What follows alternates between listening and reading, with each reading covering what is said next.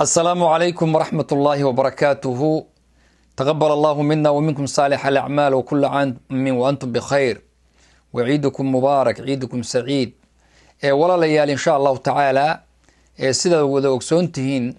دنيا إسلام كاملة بدن أو كمد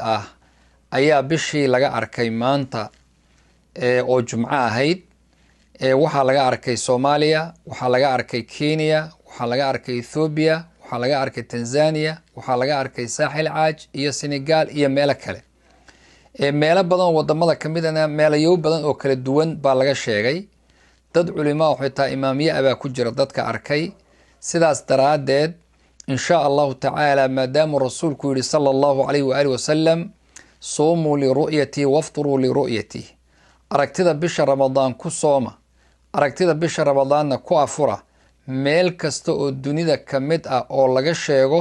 oo dad lagu kalsoon yahay ay arkeen waxayna waa waajib inaynu kuna soono kuna afurno xadiiska rasuulkana aan qaadano. sidaas daraadeed waxaan u cilaaminaynaa bulshada Soomaaliyeed meel ay joogtaba gaar ahaan jaaliyada Soomaaliyeed North America iyo muslimiinta ku nool berri oo sabti inay tahay maalintii ugu horeysay bisha Shawaal عيد الفطر إن شاء الله تعالى.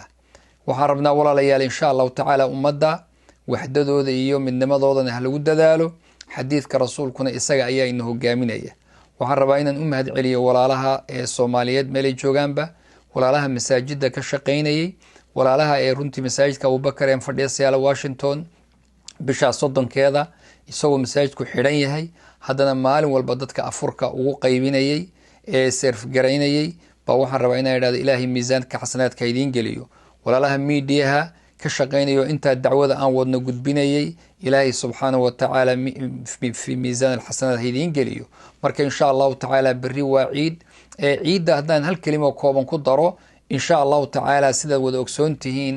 walaalayaal berri marka waxa lagu tukanayaa guryaha insha Allah ta'ala masaajidii lama imanayo masaajidkuna wax service masaajidu ma sameynayaan sidaas daraadeed guryaha ayaa lagu jira oo lagu tukan doona insha Allah ta'ala dadku inta guriga wada degan baa haysla tukadaan insha Allah ta'ala subaxiina hala sii afuro sidii sunnada ahayd oo timir iyo wax lagu sii afuro insha Allah ta'ala laba ragcadood baa la tukan doona ragcada hore marka la galo salaada Allahu akbar la yiraahdo ayaa 7 jeer oo kale Allahu akbar la oran inta aan wali faatixada la aqrinin kadibna faatixada iyo suurad baa la aqrin doona kadibna ragcada labaad baa loo soo kici iyadana 5 jeer ayaa la oran doona Allahu akbar. khudbadu waajib ma aha in la aqriyo waxba waajib ma aha marka khudba la'aan waa tukan kartaan insha Allah ta'ala qof kaligiya iyo laba iyo in ka badanna way tukan karaan insha Allah. xilliguna waa xilliga qorraxdu ay waxoogaa soo boodo 20 ilaa 30 minute ilaa iyo barqinkii duurka inta ka horeyso dhan ولتكون كرا صلاة عيدة. عيدكم مبارك وجزاكم الله خير وبارك الله فيكم والسلام عليكم ورحمة الله وبركاته.